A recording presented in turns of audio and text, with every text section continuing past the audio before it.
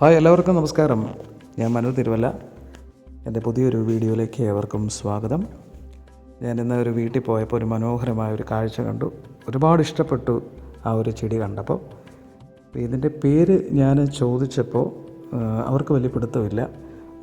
ലില്ലിപ്പൂവിൻ്റെയൊക്കെ ഒരു ടൈപ്പാണെന്നൊക്കെയാണ് അവർ പറഞ്ഞത്. പക്ഷേ പേര് ഞാൻ നോക്കിയപ്പോൾ ഇതിൻ്റെ പേരെന്ന് പറയുന്നത് ക്രിനം ലില്ലി എന്നാണ്. അപ്പോൾ ക്രിനം ലില്ലി എന്ന് പറയുമ്പോൾ ഈ ചെടിയുടെ ഒരു പ്രത്യേകത എന്ന് പറഞ്ഞു കഴിഞ്ഞാൽ ഇതിൻ്റെ കഴുത്തൊക്കെ നല്ല നീളവും അതുപോലെ തന്നെ കാണാൻ നല്ല ഭംഗിയാണ്. ഈ പൂവിനൊരു പ്രത്യേകതയുണ്ട്. അതിങ്ങനെ വിരിഞ്ഞ് ഒരു എന്താ പറയുക, ഓരോരോ ഇതളുകളിങ്ങനെ മാറി വിരിഞ്ഞ് കിടക്കുന്നൊരു സംഭവമാണ് ഇതിനകത്ത് കാണുന്നത്.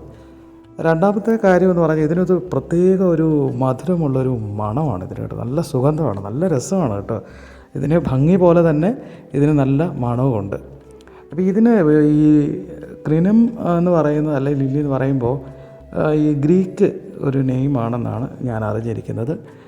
വിശദമായിട്ട് കൃത്യമായിട്ട് എനിക്കറിയില്ല. ഇതിനെക്കുറിച്ച് അറിയാവുന്നവർ താഴെ വന്ന് കമൻ്റ് ഇടുക. അപ്പോൾ അങ്ങനെയാണ് എനിക്കറിയാൻ കഴിഞ്ഞത്.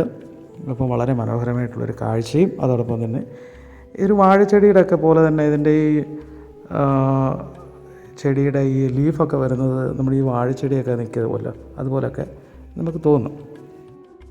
അപ്പോൾ ഇത് ശരിക്കും പറഞ്ഞാൽ ഒരു ലില്ലി ചെടിയുടെ ഒരു വകഭേദം എന്നൊക്കെ വേണേൽ പറയാൻ പറ്റും. ഇതിന് നല്ലൊരു കാഴ്ചയാണ് എനിക്ക് കാണാൻ കഴിഞ്ഞത്. ഒരുപാട് ഇഷ്ടപ്പെട്ട ഒരു പൂവാണിത്.